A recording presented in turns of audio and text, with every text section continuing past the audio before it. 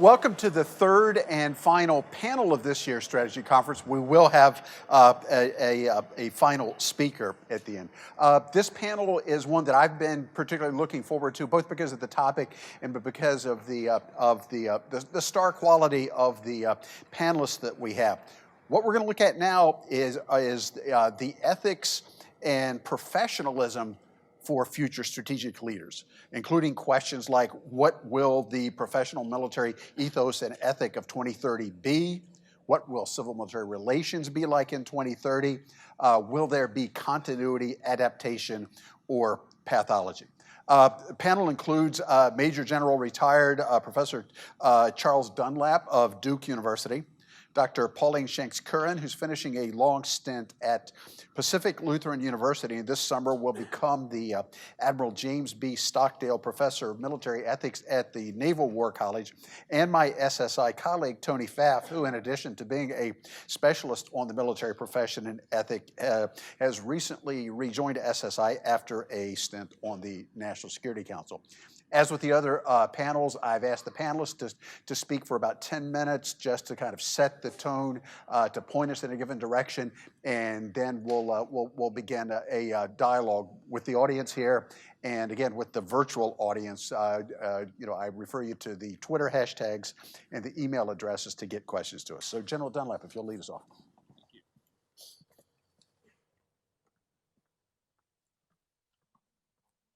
Steve, thank you very much for organizing this conference. This is really, for many years, the strategy conference is the place to go to find out not just what's the Army's thinking about, but really national security writ large. And that's why it really is an honor and privilege to be here. And I certainly want to say thanks to my escort, Ken Cager, who's done a terrific job.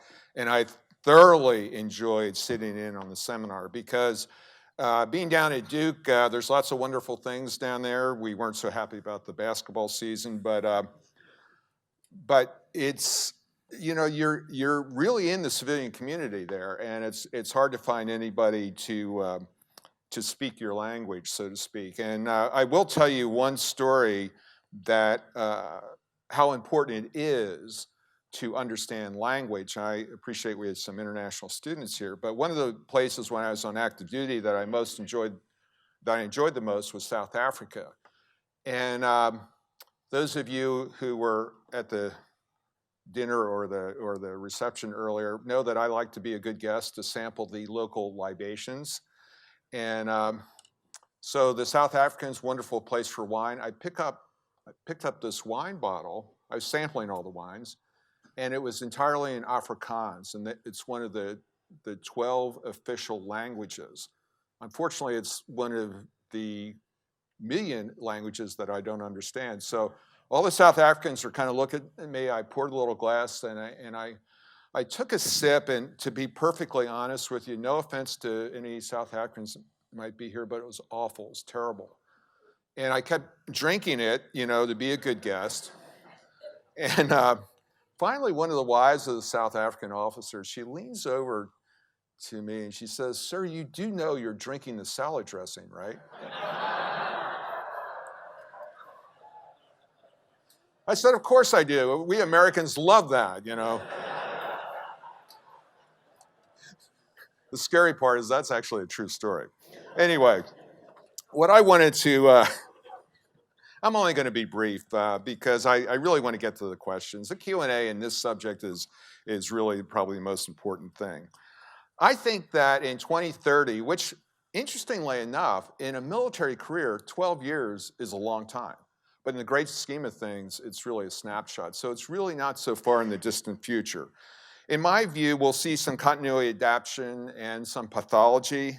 But I want to be a little bit of contrarian in that I don't think that we'll see a radical change in civil-military relations, or for that matter, the military ethics or ethos in that 12-year span. That's not to say that there isn't going to be some incremental change. And I think much of this is going to be driven by technology and especially social media. The fact is that even officers who try to keep their footprint, their digital footprint small, who doesn't have a Facebook page here? Yeah, This is much, I don't have one either. I can't tell students I don't want to be their friend, even though I don't want to be their friend. In academia, you have to kind of convey a different presentation. But even if you try to do that, there's going to be so much else out there on the web that almost every individual is going to be subject to being mined by big data analytics. And so what we're going to see in the future is that the public, and especially including subordinates, will know a lot about their leaders, and to include the less attractive aspects that are intrinsic to every human. I think young officers coming up are going to find out that their subordinates are going to look at they're going to find that high school posting that maybe isn't the greatest thing for a company commander, but their subordinates are going to dig that out and find it. So, but in a way, showing an individual's humanness is a positive, and that will help leaders relate to others. But I would suggest that subordinates, especially those under the extreme stress of combat, don't necessarily want to think of their leaders as they do themselves with all the human weaknesses. But rather, I think they want to believe their leaders are something of a superior being that will keep them alive and accomplish the mission. So we're going to have to figure out how to do that when the subordinates are going to have a great deal of information about you, no matter what you try to do. You know, and just as an aside, I wouldn't cast aside the traditional leadership notions too quickly, simply because we have these new technologies. We've been hearing a lot about artificial intelligence and so forth, but here's what I believe. You know what the next big thing is? The next big thing is technologies to disrupt artificial intelligence and those sorts of capabilities. It's just like with drones. Remember, drones were the big thing? Now the big thing is how you disrupt and destroy drones. So we're going to see that with our artificial intelligence. So don't throw away your compasses. They'll still be valuable. I think we'll also see that technology, to include especially neuroscience and biological technologies, will begin to enable enhancements that will include behavioral enhancements. And they might operate to improve leadership qualities and perhaps even make an individual more charismatic than they might be naturally. At the same time, I think there's going to be analytical systems that will be able to reverse engineer what this biologically altered human being is, to find out what they truly are. And I think that we need to keep in mind that these technologies of soldier enhancement are also going to be available to the public. And so what we may be seeing in the future is that as these technologies migrate to publics, we're going to see societal changes. And on my blog, which is called Lawfire, there's a briefing or a presentation by Professor Nita Farahani. She's a neuroscientist. And it is absolutely mind-boggling what she's talking about and things that DARPA is doing. Because what we're talking about is using drugs to increase cognitive capabilities, human-machine interfaces. And so what we're talking about is not only in the future are the adversaries that you may be potentially facing be different from those that you see today, because they could be biologically enhanced or machine-brain interface, but the society to which you relate, our society, could also be very different. Maybe not in 12 years, but in the foreseeable future.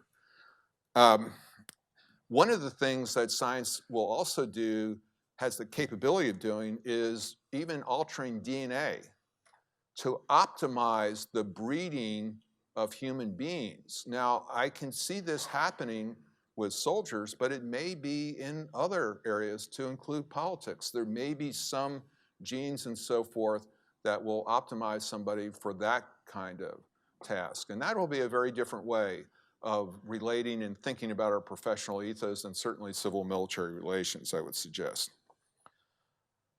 So I do think that the fundamental ethos of the military, the altruism, the dedication, and so forth, that'll remain unchanged. But I think that the understanding of how we relate to society will change, and that'll affect civil-military relations. And part of the problem that we're seeing today is that everything is politicized. If you go up on the Hill to testify about the budget in what you're hoping to be is a very nonpartisan, apolitical way, it's going to be politicized. I thought it was interesting that the New York Times a couple of years ago, I remember there was some testimony on the Hill about the defense budget. It was put on in the politics section. That's the world that we're living in. It's impossible, I think, for officers to think that they can speak out on any subject and think it's not going to be politicized. Therefore, one of the things that I suggest that you do is you're going to have to war game everything you speak or write publicly with the idea that somebody is going to take it out of context and try to give it a political spin. It won't be 100%, you won't 100% be able to protect yourself or to maintain that nonpartisanship, but at least you'll go into it eyes open. And you're going to have to learn the art of advocacy and especially how to leverage social media. We've had other speakers talk about this, but it really is something that you're going to have to do because I think it's going to be a necessary element of leadership and as well as relating to the public. But here's one of the things I'm concerned about. Because so much will exist electronically, everything you think and say, meetings you go to, there'll be a digital representation of it. One of the reasons, by the way, when I teach my classes at Duke, I never allow them to be videoed.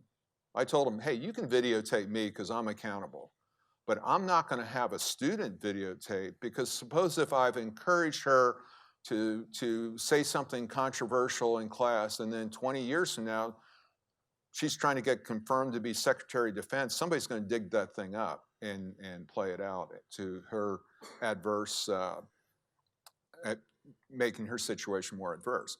But I think the fact of the matter is everything is going to be digitized and available.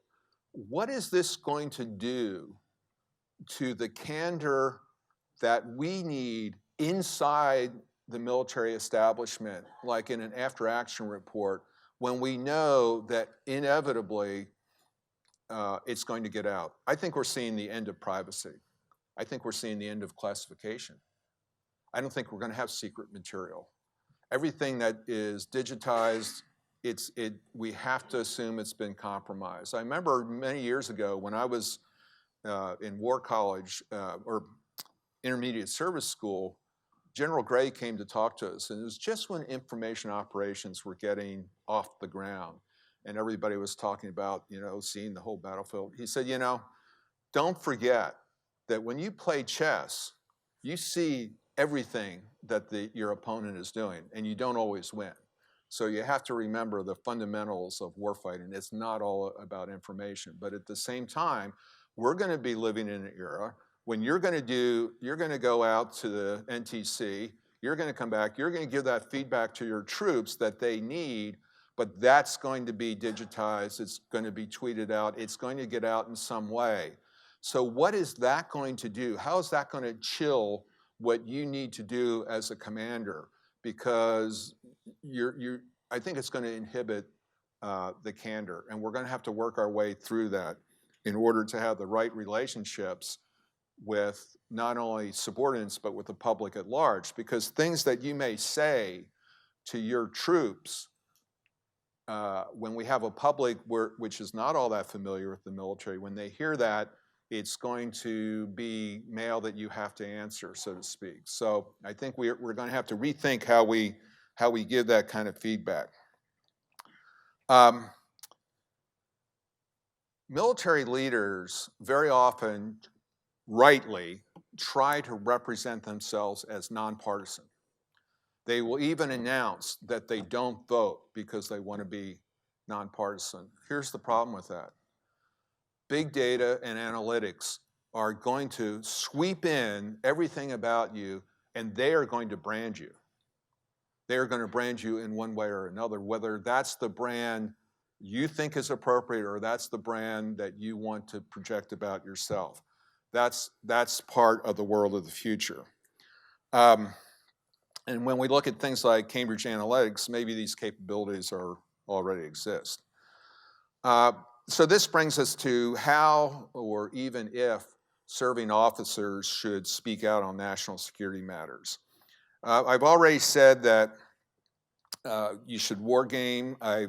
We can get into this more in the Q&A because I have some tactical ideas for you on how you do that successfully. But I think that notwithstanding those challenges, for the foreseeable future, the military is still going to be the most revered entity in American society as it is now.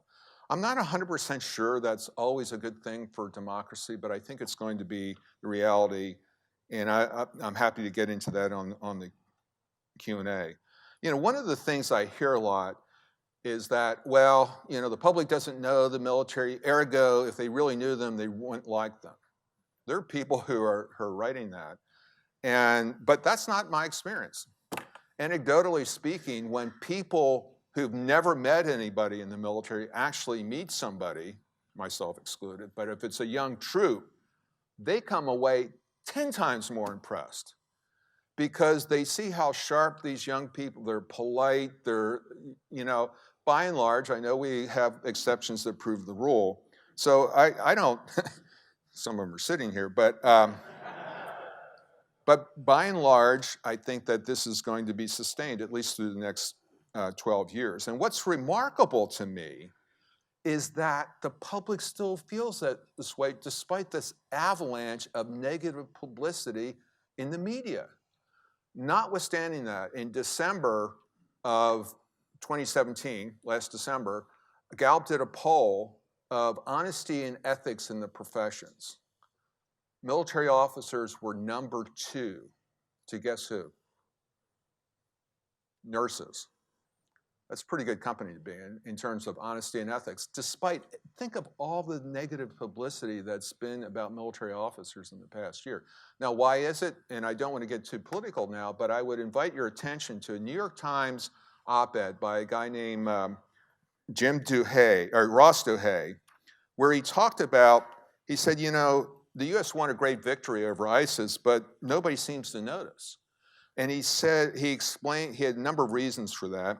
But one of the things he said, it's also a press failure, a case where the media is not adequately reporting an important success because it does not fit into the narrative of Trumpian disaster in which our journalistic entities are all invested. Let's take it out of I think that that's going to be more and more in the future. I think journalism is moving away, and not just, let's forget about the current administration, moving away from being this nonpartisan purveyor of information. That's a 3-beer conversation, but that's going to be the future. So military officers, the military is going to have to tell its own story. And that's part of what I mean by saying you're going to have to master social media and so forth in order to tell that story. And finally, I'd be remiss if I didn't mention the role of retired officers, and especially retired general officers. And received wisdom of a lot of the pundits was retired officers should not only not be seen, they should not be heard. And you might remember in early 2017, all these pundits were saying the world, you know, democracy was in jeopardy, the republic is about to go down the drain. Why? Because a military officer, Jim Mattis, was going to be Secretary of Defense. I don't think too many people are saying that right now. And what's interesting about that is there is a specific law which prohibits a retired officer from being Secretary of Defense without a waiver. What I find interesting about that is there's no law that says a child molester can't be Secretary of Defense. There's no law that says someone convicted of treason can't be a Secretary of Defense, but retired military, yeah, there is a law that prohibits that. I think it's very ill-considered. We should have a robust confirmation process, but we shouldn't eliminate a whole category of people. And are there limits as to what retired officers ought to be doing? Yeah. Personally, I don't think retired officers ought to be endorsing partisan candidates. I recognize reasonable minds can differ on that, but that's my personal policy. Something else I personally don't do is I don't sign these group letters from generals. And I'll tell you why. Number one, I think there's something unseemly and a little troubling about retired generals organizing themselves into some kind of letter writing cabal. Hey, listen, here's what I think. You got something to say it, put your name on it, and stand up and say it yourself. Don't try to hide in the 100 people. And oh, by the way, it's kind of fun to look through those listings of the officers who signed that. And then here's the question I ask. What are they doing now? What conflicts may they have in what they signed? You remember those officers who signed that letter saying, don't cut the budget for the State Department? How many of them do you think are on boards and so forth that are related to contractors, related to foreign assistance? That's a question you ought to ask yourself. But in any event, I don't think that we should have a professional ethos that says that we should never hear anything from retired officers. Because my experience has been, and I'd like to see some data that tells me I'm wrong, most people, the public, know the difference between an active duty and retired officer. I can certainly tell you in my own experience that's the case. But we can't complain about the public not knowing about anything about the military if the experts aren't allowed, people with some expertise aren't allowed to speak to them out of some misguided, I would suggest, notion of professionalism. The people want to hear that expertise, and that's why I think people like Lieutenant General Hertling are doing a public service. Because if they don't get the information from a retired officer or someone else with similar expertise, they'll find somebody to talk about it. And it may be some masters in political science who may or may not know what they're doing. But in any event, I'm afraid I've gone over my time, and I look forward to the questions. And in one last point on that, on retired officers, don't think that even if we have a professional ethic that or some other means of silencing them, don't think that they're not going to have views. And in a democracy, ask yourself this: don't you want them out in the public where their ideas are being scrutinized and examined? Or do you want them working behind the scenes to work their agendas? Here's some words for you. Beware the silence of the generals. And finally, just to reiterate, I think that we're going to see an evolution. I don't think we're going to see radical change in the next 12 years, but especially as science starts changing human beings, we may have to start rethinking how we relate to our subordinates and to the public at large. Thank you very much.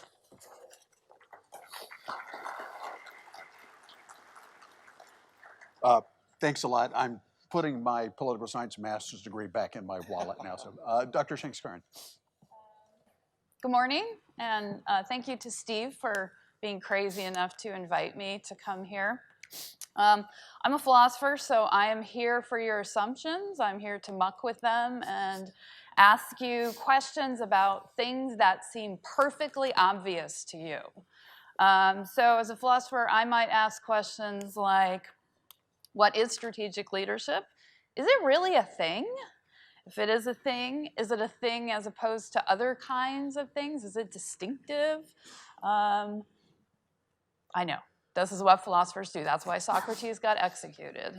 And right now you're all thinking, well, if she'd been listening yesterday during Chuck Allen's talk, she would know what strategic leadership is, right?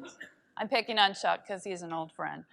I want to open with those questions because I'm going to sort of come back to them by way of two other questions that Steve has posed for us. One is a question of what do we think military-civilian relations will look like by 2030, and then I'll also talk about the ethos a little bit.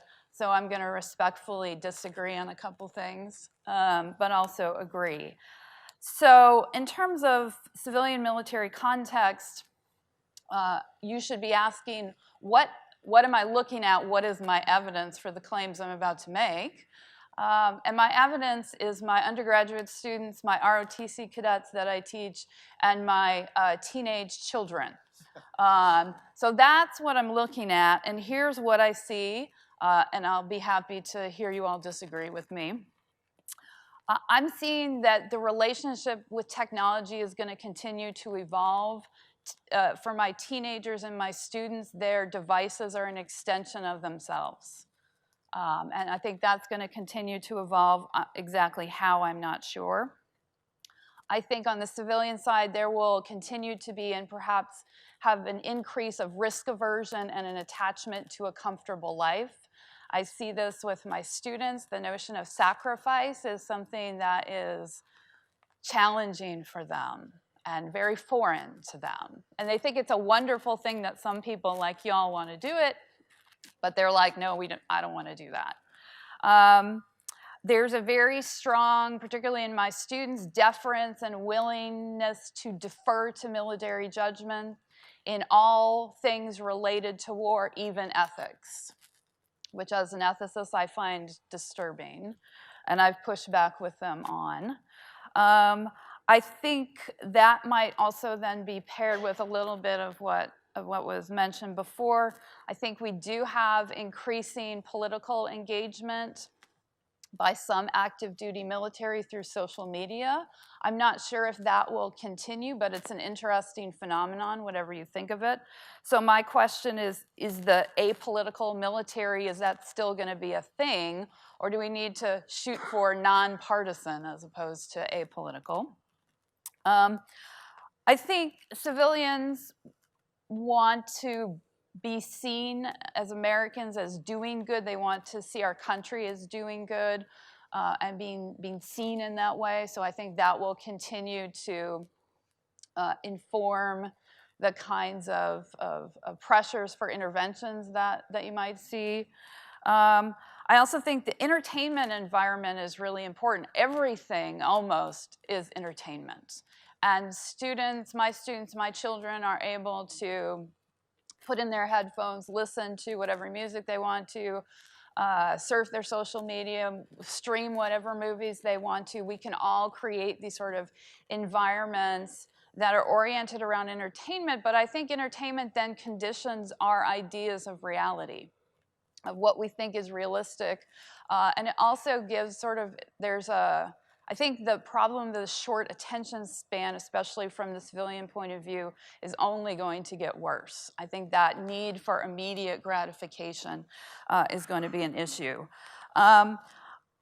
Connected to that, I don't know what's going to happen to the common good. I see a sense of common good emerging in some places and being eroded in others. So is there going to be some kind of collective sense of a common good, or is it really going to be about what I as an individual need and want?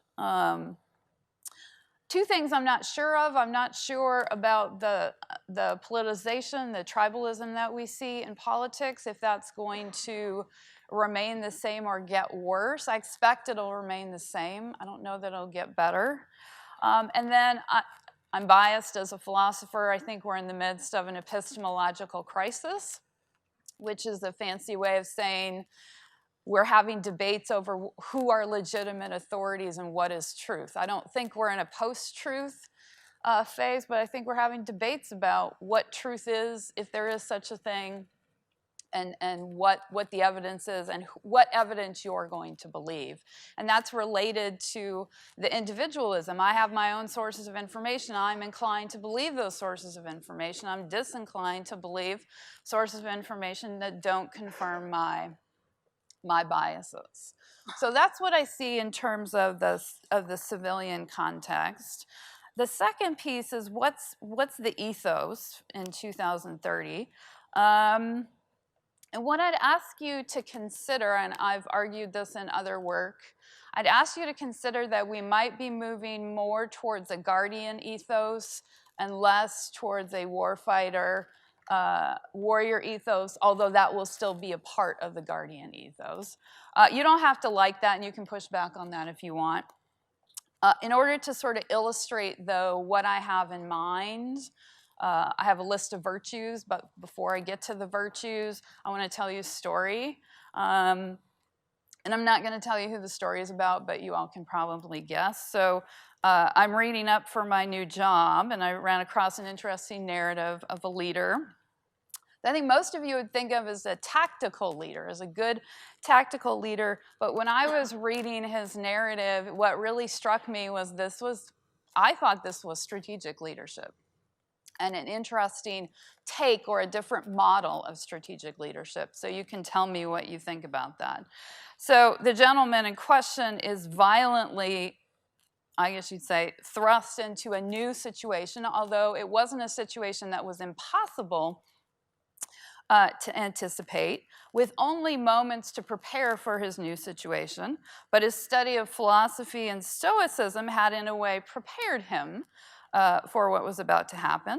He has to cast a new strategic vision, articulate and support a set of organizational values, gather his team, set priorities, engage in care. I'm going to talk about the ethics of care in a little bit, amidst a regular cycle of crises and challenges, against an adversary. And finally, he does what I consider really thinking outside of the box. He literally breaks the conditions of his own circumstance, not sure what will happen, but outside events have also now conspired with his action such that his radical action leads to success in the mission.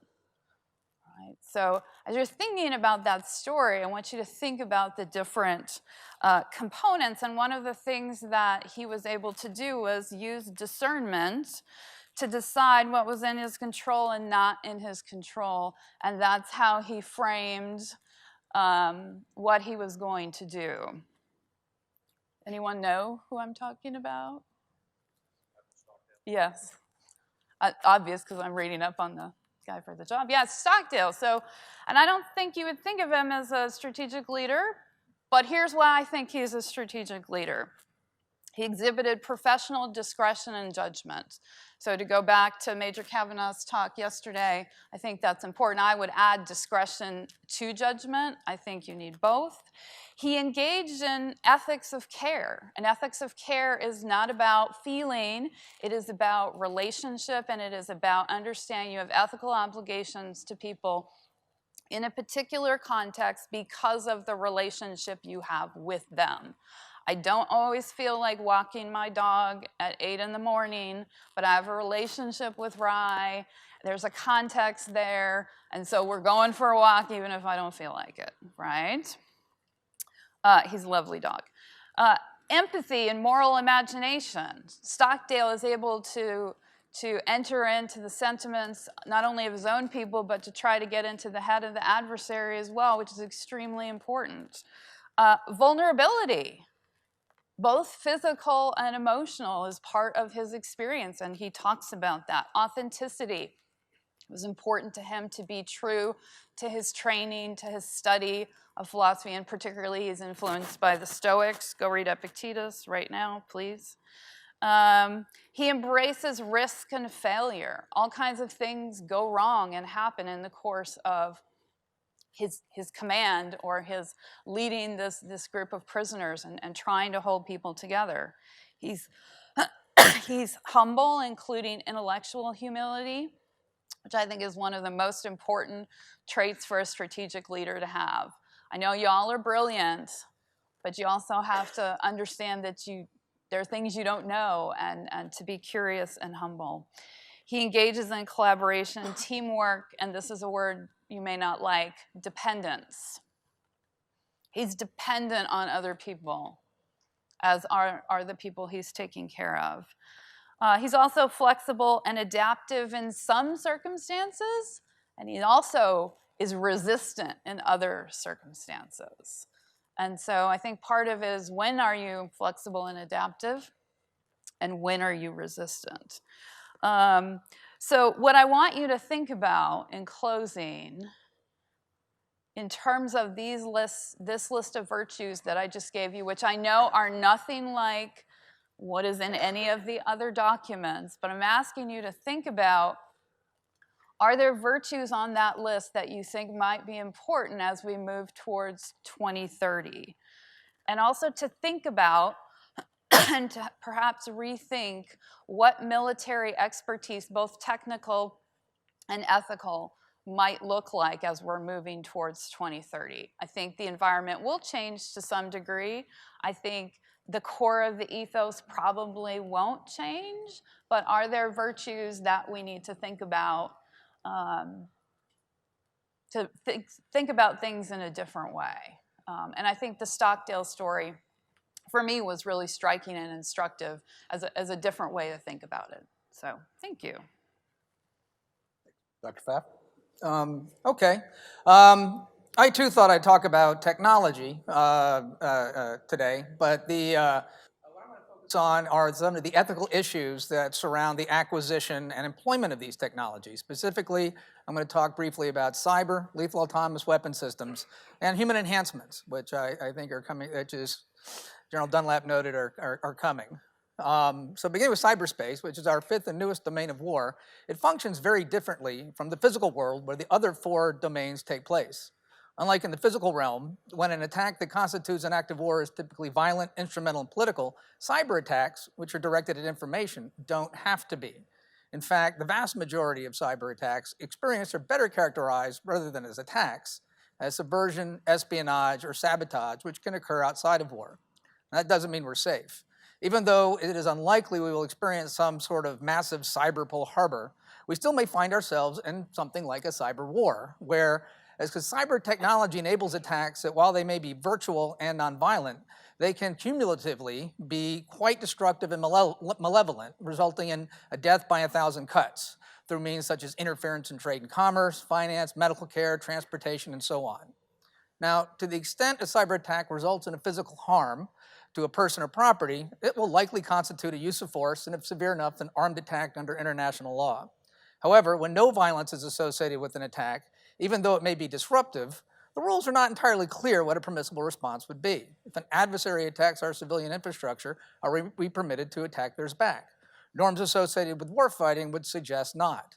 If we're not permitted to respond in kind, may we respond with military force to stop the attack? Again, I don't think the norms are entirely clear. Now, what these two concerns suggest, though, is a moral premium on defense. If a successful defense eliminates or significantly reduces the harm, it also reduces any injustice to which to respond. But despite this premium, such defense brings in other concerns associated perhaps with surveillance that violates privacy rights, incidentally damaging one's own systems, or severing connections necessary for other critical military and civilian functions. However, defenses can fail, so an emphasis on defense doesn't make these concerns go away. Moreover, exacerbating these concerns is the fact that attacks are not always attributed. Even when we know where an attack is coming from, or at least where the servers are located, we may not know who's responsible. In such cases, we have to have an idea about what sort of actions would be permissible in self-defense. Cyber means also opens up ethical questions regarding actions not normally permitted in the laws of war. Because cyber means can avoid physical harm while attaining a great deal of disruption and possibly coercion, some argue that they are morally preferable. Should we then rethink preventive war doctrine and permit preemptive or preventive operations against an adversary, even if a physical attack is not imminent? Cyber operations also complicate the application of the traditional just war principles of discrimination and proportionality. Military and civilian networks are often indistinguishable, and activity aimed at disrupting one could have similar effects on the other. In fact, at a SideCon conference, the Microsoft lawyer there made the point that what one state actor might claim is a justified act of defense, Microsoft might claim is a violation of the terms of use agreement, no matter how discriminated it is. How would you like to be working on that? Now, regarding proportionality, it's not clear how to commensurately weigh virtual harms against physical ones? How many lives is a few hours of a bank being offline worth? The answer is probably none. But what happens when it's lasts days and weeks and affects entire banking systems and risk-wrecking economies? In 2014, NATO ministers agreed that a cyber attack could trigger Article 5 mutual defense provisions of the NATO treaty. However, so far, these NATO ministers have been relatively quiet about what scale of cyber attack would trigger mutual defense or what their response would be. I'm going to move on to lethal autonomous weapon systems, because they also pose some interesting problems and some interesting opportunities. And it's a problem that I think folks have talked about, mentioned a few times, and made the point that we can't wish it away. China has vowed to be the world's leader in AI by 2030, so they are going to have these systems. Meanwhile, our best AI development centers have ethical concerns over developing this technology for the military. To move forward, we are going to have to address those concerns. Now, one reason for this ethical challenge, I think, is the central role moral autonomy plays in how we assign moral praise and blame. Exercising moral autonomy doesn't simply mean following the rules. It also means deciding which rules one follows. In the words of AI theorist John Hoagland, it means giving a damn. This understanding of autonomy is not exactly the same one articulated in DoD Directive 3000.09, covers autonomous weapon systems, which defines one as a weapon system that, once activated, can select and engage targets without further intervention by a human operator. Such machines apply the rules they are given without much concern for the rules themselves. The directive recognizes, of course, that there are degrees of autonomy here. Roughly, these degrees can be expressed, and I think we've talked about it a little bit over the last 2 days, but human in the loop, human on the loop, and humans out of the loop. In the first two, a human is still technically the decision maker. So I don't think the concerns are here so much about moral responsibility. Rather, it is the impact placing a human in or on the loop has on taking advantage of the system's full capabilities. For example, by the time a human has comprehended the targeting information a system might have provided, the machine could have already acted. When that target is a fast-moving projectile, that extra time could be the difference between life and death. However, when we if we go the other way and take full advantage of the system's capabilities, we introduce an accountability gap. Machines follow the rules humans provide them, at least so far. So if a machine breaks the rules, who then is responsible? The human operator who launched it, the programmer who provided the rules, or the acquisition program manager who determined the requirements? Given all the uncertainty surrounding all these aspects of system acquisition and employment, it's going to be very difficult to answer these questions in advance. There's also moral hazards associated with employing these systems. From a psychological perspective, as these machines distance soldiers from the actual fighting and its associated risks, one risks desensitizing soldiers to the harm their machines commit. As one Air Force lieutenant reportedly said about conducting unmanned airstrikes in Iraq, it's like a video game. The ability to kill was like freaking cool. And in that case, a human was on the loop. Imagine how desensitized we might become if we're off the loop altogether. Now, balancing that concern, however, is the positive moral effect these systems can have on warfighting. The precision that even semi-autonomous weapons afford give humans the ability to target more specifically and thus more humanely. Further, because such weapons limit risk, they allow soldiers to act more deliberately, spending more time taking into account factors that are morally relevant to targeting that they might not have done in the heat of battle when human senses, and thus human autonomy, are often compromised. Further, machines are immune to the kinds of motivations that give rise to war crimes, such as revenge, dehumanization, frustration, or even psychological dispositions that make one prone to cruelty. These points suggest that calls to eliminate or strictly reduce the employment of such weapons are off base. Done right, the development and employment of such weapons can better deter war, or failing that, reduce the harms caused by war. Done wrong, however, these same weapons can encourage militaristic responses when other nonviolent alternatives are available, resulting in atrocities for which no one is accountable, and desensitizing soldiers to the killing they do. Speaking of soldiers, let's talk about what we can do to them over the next several years. General Dunlap noted technology in this regard is moving along at pace. Now, this effort's not new. Soldiers have long sought to enhance their ability to destroy the enemy and survive. But what is new is the kinds of things medical technology can do to help. We can now alter the human body and mind in ways that increase capacities well above the normal range or provide entirely new ones. At the same time, however, these enhancements often have side effects that are poorly understood and may cause permanent harm to the soldier, even when the enhancement itself is temporary. Now, for the purpose of this discussion, I'm just referring to enhancements as any medical or biological intervention to the body intended to improve a capability or provide one that not otherwise exists. Now, in this regard, the first concern is that the potential life-saving benefits coupled with the potential life-altering side effects, place commanders who would offer such enhancements, as well as the soldiers who would receive them, in a moral bind. Forcing soldiers to accept enhancements that could have debilitating side effects is the definition of exploitation. Allowing them to volunteer, however, is not much better. Making soldiers choose between death and suffering is a form of coercion. Depending on the chances for each, the only rational choice typically would be, well, I'll take suffering. Thus, simply offering an enhancement in a military context can compromise the would-be recipient's autonomy. Now, in providing the enhancement, however, it's not enough just to consider the health and safety of the individual who receives it, but also the health and safety of those who do not, as the latter are less capable than their enhanced comrades of handling the rigors of combat and thus surviving. There are also issues of fairness and equity. This differential in capability introduces additional inequities as the military crafts policies regarding how enhanced and non-enhanced soldiers are treated. Might seem unfair to provide some soldiers enhancement while denying it to others. But to the extent those enhancements make the soldier more lethal, they also make it more likely the enhanced soldiers will see combat and thus be exposed to more risk.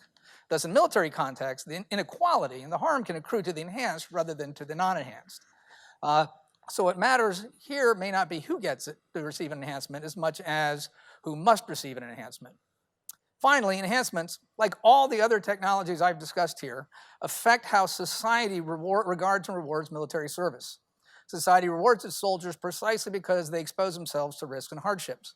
However, to the extent soldiers employ enhancements or these other risk-reducing technologies that control fear or eliminate its cause, such rewards will seem misplaced. If one does not experience fear, it makes no sense to reward one for displays of courage. While enhancing soldier survivability and lethality always makes moral sense, enhancing it to the point of near invulnerability, or even just the perception, will profoundly alter the warrior identity and how the warrior fits into society. And this is not necessarily a bad thing, but it is something we should be prepared for so it doesn't become one. The final thing I want to just point out about this is it's not enough to address these questions in isolation.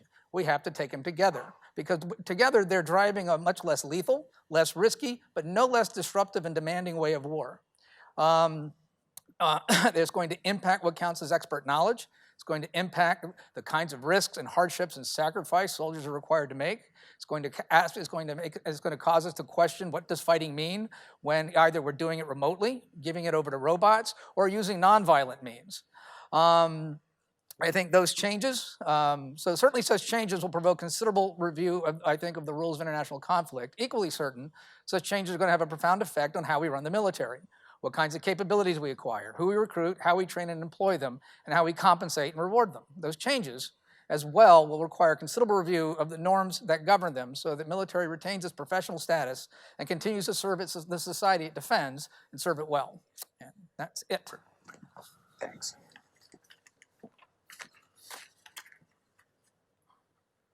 I'll move up here so I can see. So it's your turn now. Issues, questions? Hey, good morning. My name is Matt Humphrey. I'm with the Marines here. First, thank you for your time. This question revolves around what General Dunlap presented. I don't think it was contentious or contended, though. A couple of threads. First, the idea that we're at the end of privacy, that technology is making everything on record. You know, what that does, you mentioned chilling of free speech or just guarded behavior. Prior to that, you talked about the human failures that all of us are subject to. Those include outbursts. Those include things we'd all prefer not be on the record, obviously. Yesterday, we heard one of the panelists talk about selfish leadership, you know, a me leader instead of a we leader. My sense is what you're talking about is guiding us towards the end of the spectrum where we develop people who are really, really good at hiding their intentions. And if they're bad, we kind of fall victim to those after the fact, right? We recognize them too late. I'm wondering if you see a way around that or if you disagree with that perception. Thanks. I think that's a great question.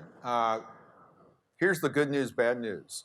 There aren't that many people who are going to be very, very good at hiding things. I think we're finding that out. There are people who thought that they were very good at hiding things, and they really aren't. Here's where I think the next 12 years is going to be important, because what we're still living in a world where people get hyperventilating about finding out about a weakness of an individual. That's still the cultural ethos, so to speak. 12 years from now or 20 years from now, it's going to be different, because everybody is going to, all of that's going to be exposed. Young people are growing up knowing, what was somebody put on their Facebook page as a freshman in high school. It's just this interim period where I think that that's going to be very, very problematic. I do think it's different. For example, say I wrote something about the Army and I sent it to you. And you might say, hey, Charlie, interesting idea, but here's the way I read it, and here's the way people are going to hear. And I might go, oh my God, I didn't mean that. But now, if I feel that that communication is going to be on the front page of the Washington Post or something like that, I'm not even going to attempt to do that, or I might be chilled from doing that. And the problem is, in this country, our strength comes from our intellectual, entrepreneurial spirit. This idea of throwing out ideas and bouncing them off of people, that's the way we get our great ideas. Once we feel that we can't do that or are inhibited in some way, we're going to suffer. So I think here's the analog solution: face-to-face conversation. That's one way that you might be able to control, the dialogue. I also think, and this is one of my nutty theories, is I think that neuroscience in the future is going to tell us that there's a different level of communication because of the electrical activity in the mind when people are proximate to each other. And so I think that there will be something of a retro move to have more face-to-face conversations for sensitive material. I also think we can even see it now. How many people send emails? A lot of people, you'll hear lawyers tell you, hey, make a phone call, because things are going to be taken out of context, and phone call might be recorded, but at least you have a better shot there. So I do think that part of the answer is awareness of the implications of that technology. If you become aware that, hey, I'm not even bouncing ideas off of people, then at least you know that, then you can start working your other kinds of contexts to make sure you preserve that intellectual entrepreneurialism. I do think that people are going to be much more careful about their communications, because they know they're going to be exposed. I used to tell commanders that, hey, you guys need to build a macro that says, Bob, sounds like a great idea, but run it by the lawyers, because in this command, we do everything by the book, or something like that. Because I can tell you, when the investigation happens, that complicates the targeting solution for the people going after you. Hey, he said everything is by the book. He told them to run it by the lawyers. No, I think that those kinds of things we will learn how to communicate better, but it's this interim period which is going to be very hard. And I do think, I hate to say this, but officers and leaders, civilian leaders, are going to have to control their brand. And their brand is going to be framed by everything they do. And you have to operate on the presumption that everything you do is going to be compromised, in the sense of if it exists electronically. So thinking about the brand and the brand you want to, how you want to be perceived, particularly by subordinates, is going to be very, very important. And the public. If either other two of you want to comment on it? No, I think the brand thing is huge, and my students have a sense of what their brand is and what they're trying to portray. So I think that's sort of, I'm a little shocked that so many people don't have Facebook. I'm not going to ask about Twitter, but I think that's a transition that there's different ways to use it. But I mean, I think that there's a transition there that I think eventually will have to happen. Y'all are going to have to get comfy with it. Can, So, can I do a reattack on that? It's not just you that you have to prepare your families. yeah. And I'll tell you why. Here's what the enemy is going to do. They're going to crunch the data. They're going to get your spouse's or your mother's email, and they are going to send a customized email to that family member along this line. We know that your daughter is here in Afghanistan. We are going to kill her tomorrow unless you go out and protest the war. And if you think I'm just having a wild imagination, I would invite your attention. There's the Danish Defense Academy did a monograph on the weaponization of social media, where that actually happened. Something similar happened to some Danish soldiers who were stationed in Afghanistan. So it's not just about how you relate to the public and to your soldiers. You also have to prepare your families for what they may be subjected to, because I think what they're going to do is the enemy is going to go after your financial status while you're deployed, so that when your spouse goes to use her credit card or his credit card, it's not going to work because they want to distract you in your forward deployed location. This is another part of technology. I don't blame people for not having Facebook pages, even though, as I recognize, it's hard to communicate with family members. And so I think it's hard for a parent not to have a Facebook page. Yeah. But because you're trying to reduce that footprint, because the enemy is going to be exploiting all of that. Yep. Yeah, on the branding and Facebook, you know, as many of you may know, a couple of weeks ago, Facebook actually allowed everybody to download all of their data that had ever been put up there because of the Cambridge Analytica thing. So I did mine, and I spent, you know, it was a huge amount of stuff because, you know, I've been there for a long time, basically to communicate with my family. And I went through about an hour of it, and then I said, I am so boring that even I can't stand to go through all of this.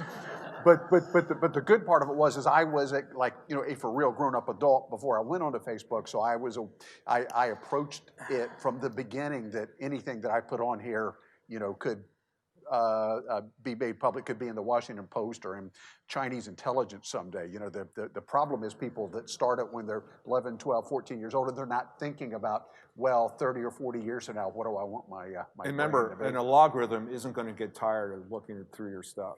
Yeah. Even it might get bored, though. I can tell you, it was. There's one other kind of sad part about this is, I think one of the great things about the military is, military allows you to reinvent yourself in a lot of ways. Like, you go to a new assignment, you know, maybe your last assignment, there were things that you wish didn't work out. You go to that new assignment, you can kind of reinvent yourself and rebrand yourself. I think that's really going to be hard to do in the future. And that makes me sad, because I think one of the wonderful things about the military is that you can do that. And we've all known those people who were really bad captains who became great colonels. Of course, conversely, you know, that has happened too. The great captains don't always make great colonels. But I think that's another thing. Yeah, one issue that came up in a unified quest that I was involved with a couple of years ago was somebody pointed out that all of the recruits of the future are already going to have this virtual identity and brand. So is that going to actually factor into our recruiting? Or are we going to look at someone and say, you know, he or she kind of passes the physical and stuff like that, but they've got this virtual brand that they've created over the last 5 or 6 years that might make them susceptible to pressure, blackmail, or whatever, so therefore they're not recruitable? So you have a lot of implications like that. Let me turn to a question from the virtual audience. This was actually from SSI professor Nate Fryer. It might seem strange to you that he's posing a question virtually, but Nate is someone who's currently working remotely, so he sent his question into us. And this is for Dr. Shanks-Kaurin. He says, there are strong, often ahistorical or institutional military biases that can cloud civil military trust. How do military institutions break down bias in strategic leaders, and when should they start? I'm assuming that since Nate's not here, I can't ask him, that the question is that the bias is coming from the military towards the civilian. That's, that's That's the how way I'm reading is the that's how military I'm kind of reading. has a bias against the civilian political system or Right. civilian leaders. So how can military strategic leaders kind of look inward and kind of readjust themselves to work beyond that? Yes. It's a great question. I am tempted to say I have the foggiest idea. I think there's a couple of things. One, every strategic leader was a civilian at one point, so it's not like you were born into the military, although for some people it may feel like it. I was a military brat, so I think some of it is about drawing on those experiences, having a sense of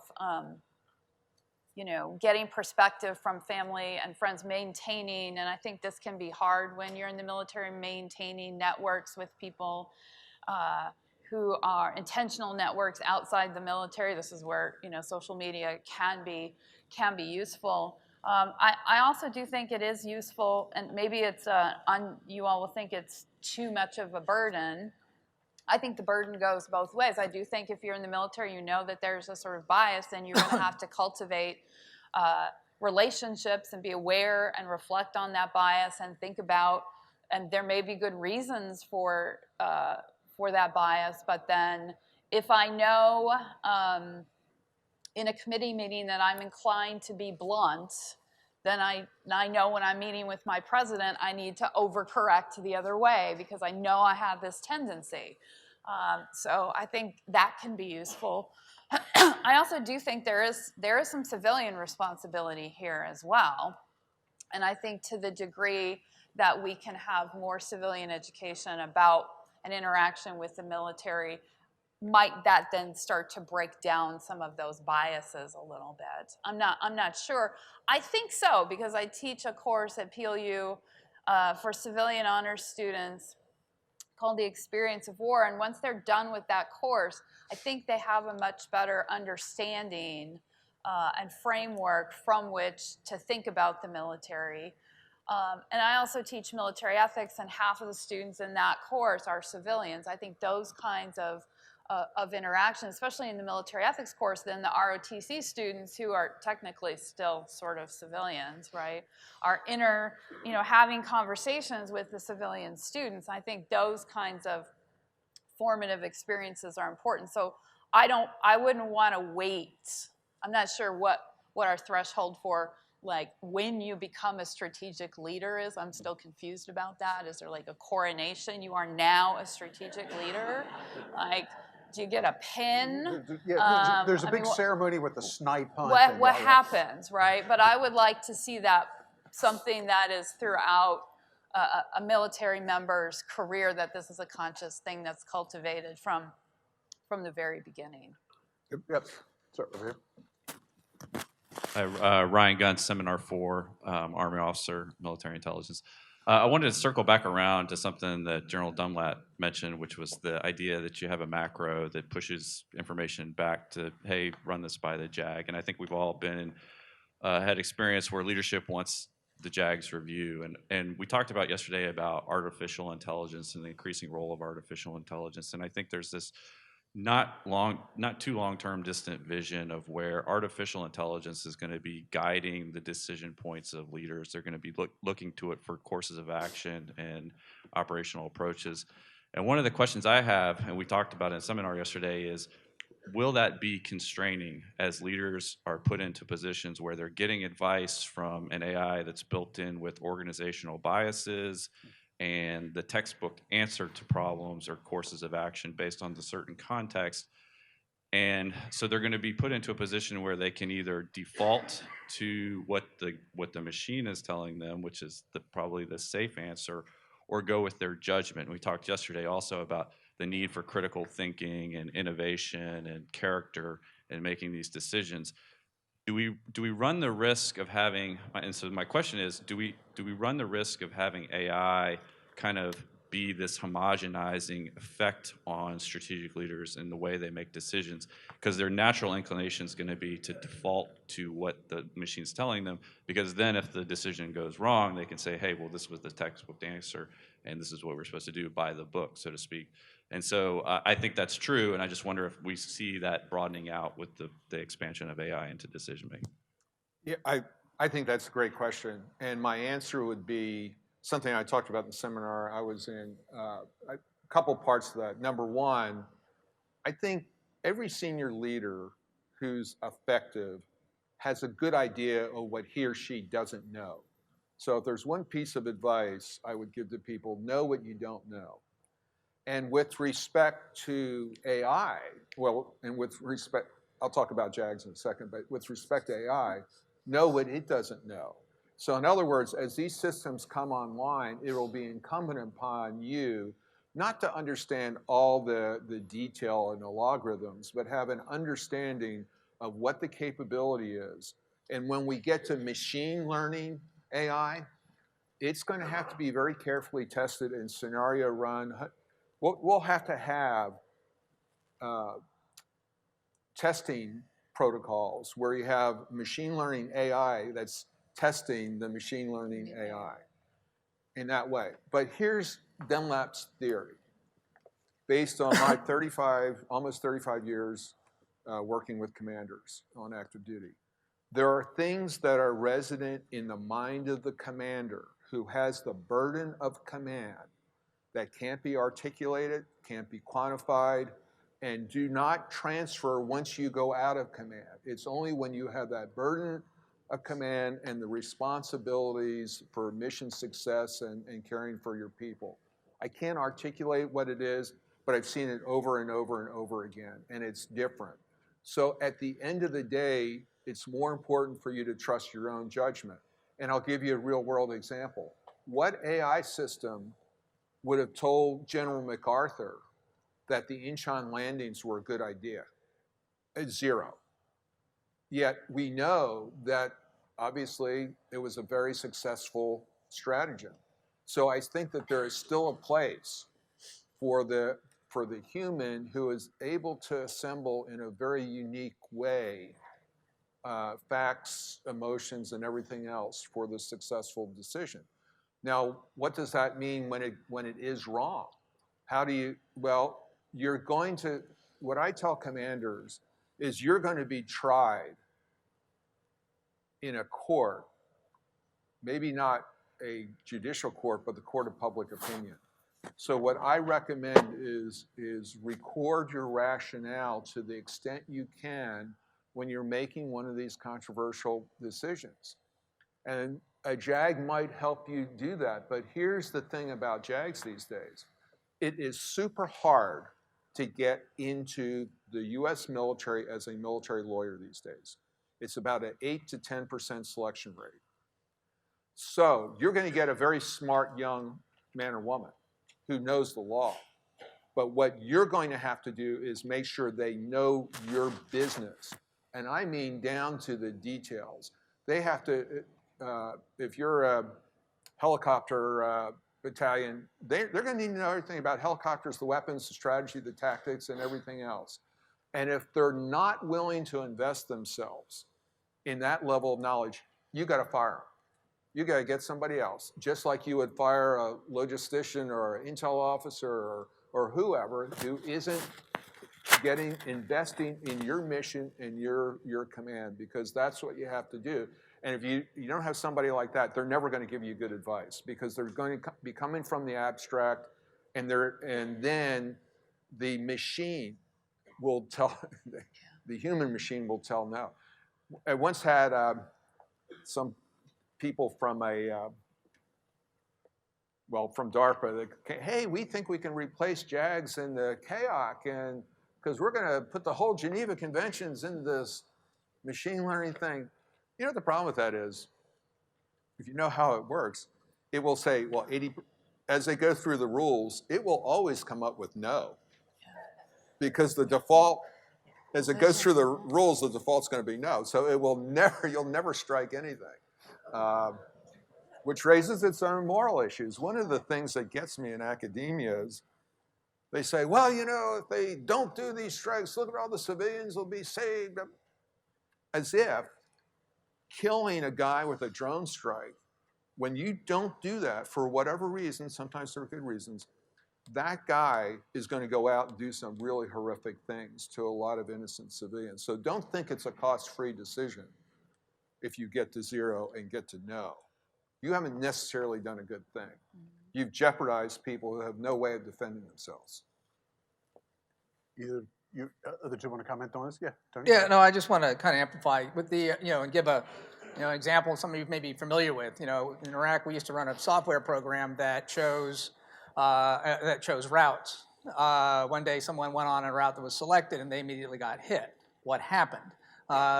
Because that was the most dangerous route, the machine had not selected for it over and over and over again to the point there was no data of any incidents on that route. So so they went on because they did, and this is why I want to amplify General Dunlap's point, is that you have to know how that machine works. And that was one of the things I was thinking about when you talk about how that's going to impact, the kind of expert knowledge we're going to be looking for senior leaders to have. But then the other side to this, though, is that you're never going, these are complex adaptive systems operating in complex adaptive systems. You're never going to have full knowledge. So you're going to have to do the odd thing of asking yourself, do I trust the machine? And how is trusting the machine like trusting a person? Particularly when that machine gets so sophisticated, it becomes difficult to tell the truth. Is that a different moral problem, or is that the same moral problem? Because if I didn't have that machine selecting routes, I would have had some lieutenant selecting those routes, and that lieutenant may or may not have made the same mistake. So I think that's going to be the kind of environment where that you'll be seeing someday. I would point out, to underscore General Dunlap's point about 2030 is not that far away. We gave the contract for the F-35 to Lockheed in 2001. So the stuff that we're thinking about now is probably what's going to be available when the time comes. I'm a little skeptical, too, about how quickly we have to think of these systems as decision support systems, not decision replacement systems. And I'm a little bit skeptical about how they will get down to the tactical level, how you'll keep this machine working under, austere conditions and so forth. So someday in the future, maybe, but maybe not. I remember I was in New York not long ago, and I went to the 1960, not long ago, I saw the big spear from the 1964 World's Fair that I attended as a teenager. And I remember thinking all the things that were right around the corner that were predicted in 1964. We were all going to be in flying cars by 1990, and it didn't happen. So this adaptation will happen. There will be things that will be much quicker than others, but I do think that I'm a little bit skeptical that we're going to see a Terminator on the battlefield in our lifetime for a million different reasons. Yeah, and just to add on to that, I think a lot of people in this room are going to have to figure out the Goldilocks principle on decision support mechanisms, because if you totally reject it, push back against it, you're going to get left behind. But as our panelists have indicated here, to unthinkingly and unjudgmentally embrace it would be just as dangerous as well. So the problem is going to be to find that sweet spot where you use this as it can be used, but you don't become totally reliant on it. Good morning. My name is Colonel Chip O'Neill. Thank you all for being here today. Ma'am, I have a question for you. As you were talking to us earlier, you mentioned the shrinking attention deficit that we have in the United States, but then you listed 12 virtues, about 12 or so. And as a philosopher, I would ask you, do you think that, in 2030 or even beyond, the cardinal virtues, there's only 4 of them that came from the ancient Greece. Do you think they're losing resonance, or are you just expounding on those? What do you think? That's a great question. And yeah, it is a long list of virtues, but I think the virtues go together. I believe in the unity of the virtues, so you could clump some of those together if you like. I don't know if the virtues are changing, or if the list I gave you is a different way to articulate those virtues, in a relational and a contextual way. Because I think part of what we're going to be seeing is that I see this with my students.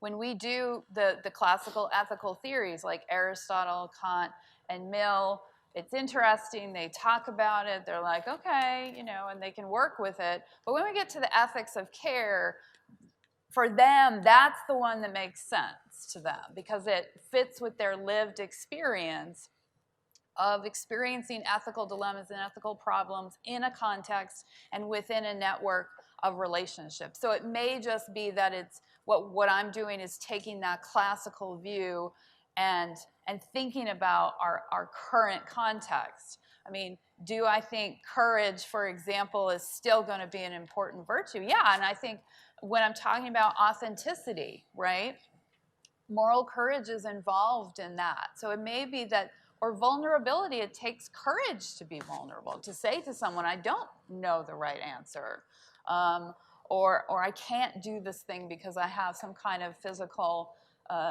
issues, as Stockdale did. So maybe what you want to take is the classical view, and is there a way to think about them in a different way? Because if I say the 4 cardinal virtues to my teenagers, right, like they're going to roll their heads back, and you know, so is some of it a translation issue of saying here's what connects with my students, and it's not, I don't think of it as dumbing down. When I gave the example about my dog earlier, that's a serious ethical obligation, right? I need to take the dog for a walk, right? But it's an ethical obligation in the context of my relationship and the commitments that I've made with that dog. If one of my students shows up in my house at 8 o'clock in the morning, I'm not going for a walk with them. Because that's not part of the context of our relationship. And so I'm positing that, is that a helpful way for you all to start to think about strategic leadership in a slightly different way, right? Are there 1 or 2 virtues on that list that resonate for you? I can tell you for my students, authenticity is at the top of the list. Like that is the most important virtue to them beyond everything else, right? It is about authenticity for them. I think that's very true, and it does remind me of something that we were talking about earlier, how we can relate better to the civilian community. In my Law of Armed Conflict class at Duke, there are 2 current special forces officers who are in a program, so they don't have to move to Carlisle. They get to go to Duke. And they were magnificent in closing that gap, because these are fairly senior guys. They weren't spring butts, but they added authenticity to everything we talked about. And what was interesting, and what most civilians have been acculturated to thinking of the military by entertainment. Right. So one of the reasons a lot of these kids don't want to join is they think, holy cow, because all they see is special forces and SEALs and all that kind of stuff. They think, well, I can't do that. Yeah. They don't even have any. I meet so many students who are shocked to know that there are lawyers in uniform in the military. They don't even know that. We're sending 9 from Duke in the last 2 years, which is a lot from a quote, elite law school. None of them came to law school with any idea of going into the military. They had no background because they didn't even know that there would be a place for them. And so I do think that there is something to be said when we can integrate at least a small piece of this into civilian universities, because there's no better representative to the United States Army or the U.S. Armed Forces in general than those 2 special forces guys. And they did a briefing on an operation they did in Iraq, and it was just magnificent. It's hard to, to grow that, to do that in size, but I think it's a small step, especially if we want to penetrate these areas where there is no military presence. You know, Secretary Cates came to Duke in 2010. He said, the Army is going to be concentrated in 5 states. And he's right. And it used to be we could count on the Guard to be the kind of, but see, the Guard is like the Army. I mean, it's like the professional military now. It's not that focused on, you know, the community, at least my sense, and I stand to be corrected on that. So we have to look for more innovative ways. And Pauline, I have to say, I greatly admire that your dog will let you go to 8 a.m. because I'm convinced that my recently departed 95-pound Doberman could tell time, and at 6:30 he said, "I've done due diligence." So It's all about eight sounds nice. habituation. So Yeah, it didn't yeah. start out at 8.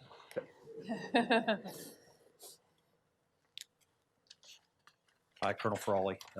This question's for Dr. Pfaff. This will sound overly wonkish, but it's only because of the painful minefield I had to walk through my required SRP that I had to get through this stuff. So you spoke about the importance of cyber defense, but also focused on the challenges with cyber offense.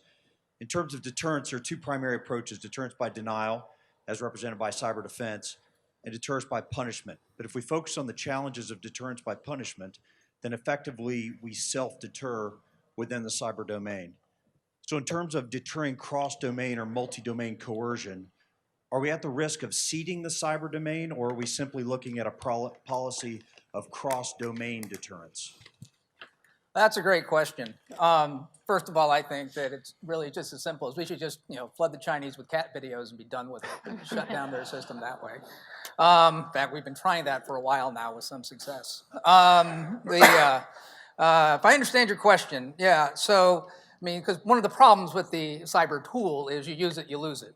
So when you talk, and so a lot of the thinking on this, there's a premium on defense, because it's like one of those things where if you're going to engage in cyber activity, you're going to be on the network, you kind of have an obligation to take some defensive steps.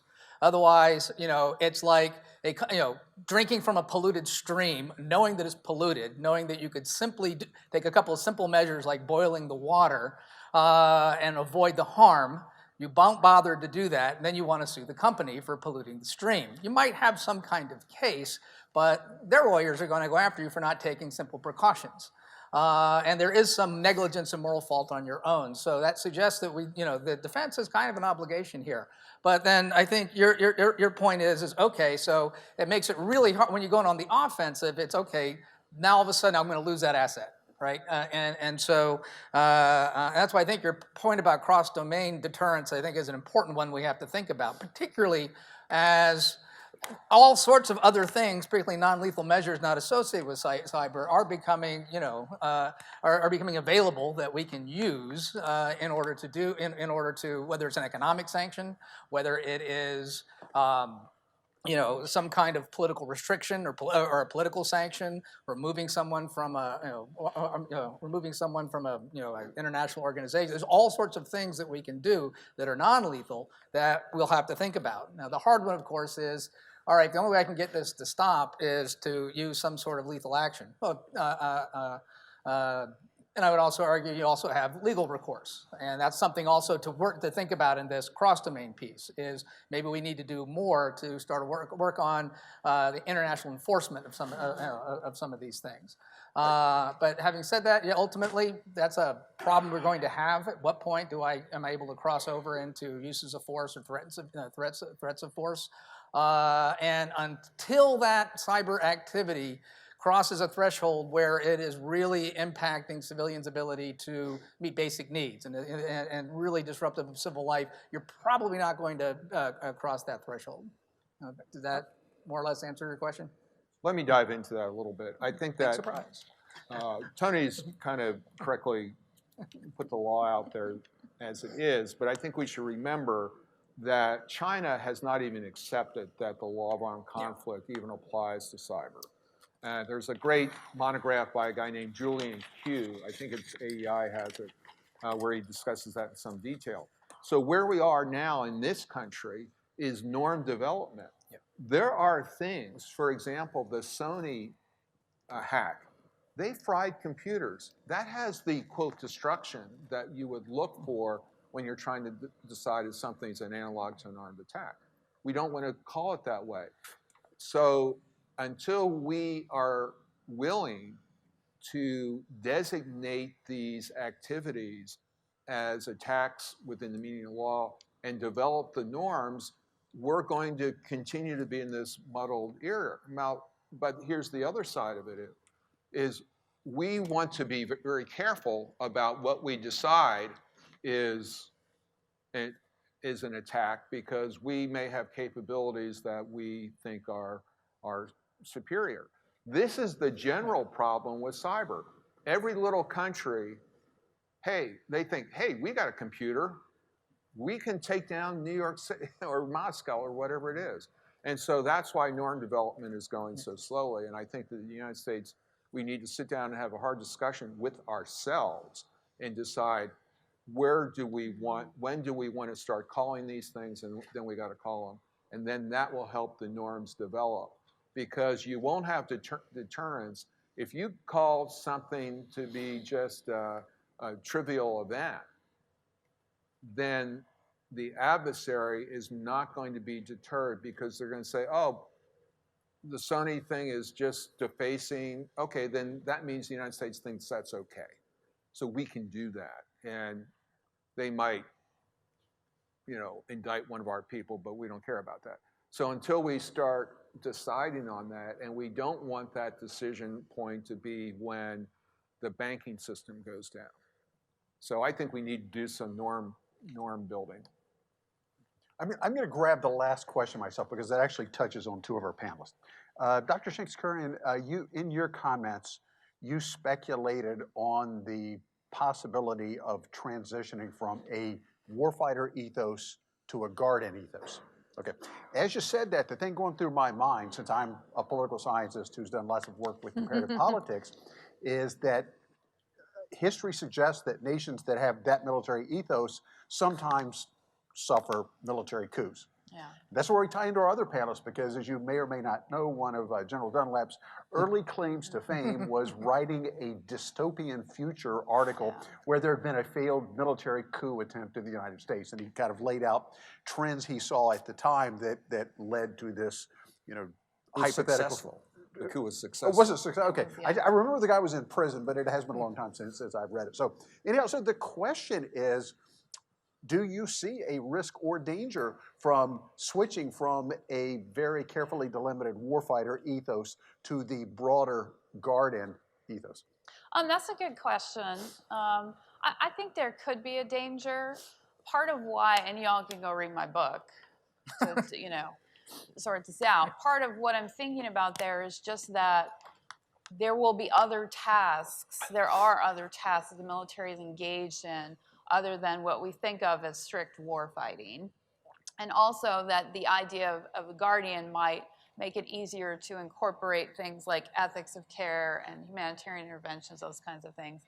But I think, the question of the coup, always a tricky one. I got in trouble with my article in Newsweek earlier this year talking about this topic. But I mean, in general, I think the likelihood is fairly low, but if the switch in ethos continues or increases the insularity or a sense of we know what's best for our society, that kind of thing, then I think that there is a danger, because I do see this deference to political or to military judgment with my students. Their view is, I don't know whether we should go into Syria or not. We should just let the military decide, right? There may be a bit of a danger there. I think there is virtually zero possibility of an actual military coup as we would, classically understand that. I think that there is some danger of over-representation of the military perspective in various areas.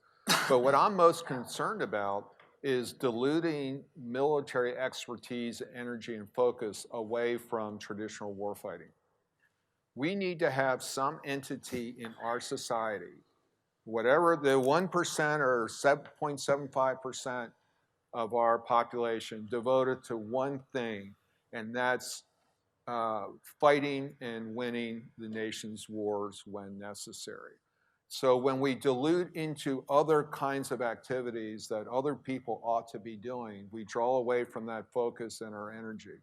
So that 0.75% that's serving in the armed forces needs to be that war-fighting piece. What I found most interesting about your presentation, and I think is really dynamic, is that we might be moving from an apolitical ideal to a nonpartisan ideal, and I think you're absolutely right, because everything's been politicized. Right. So it's going to be political, but let's keep it with a small p, and try to keep it nonpartisan. Do you want to weigh in on this? You don't have to. I think there's literally no chance of a coup happening anytime soon. But I take your point, and because it's certainly consequence of the stuff I'm talking about. Who right now does most of the information operations in public diplomacy, or information operations for the United States government? Well, it's the military. Who does all the, where does all that, whole of government, planning actually occur? Where does that document, happen? It's probably in a military document someplace. Done by a military planner who's working with other agencies. And so I take your point. At some point, we've got to make a decision as we bring it, as things like controlling the narrative and and the stuff you're talking about, and branding and media operations, and all that becomes more and more important. Meanwhile, we have to understand and incorporate the economic impact of what we're doing, not only to ourselves, but also to the adversaries we're trying to address, and we're trying to work on these other things. We're going to have, if that's going to either become a much bigger part of the things you're going to have to make decisions about, or we're going to need someone else who has that kind of expertise and expert knowledge to do that with us. Great, thanks. We go into a break now, so please be back in your seats at 11:30 for the closing address, and please help me thank our panelists.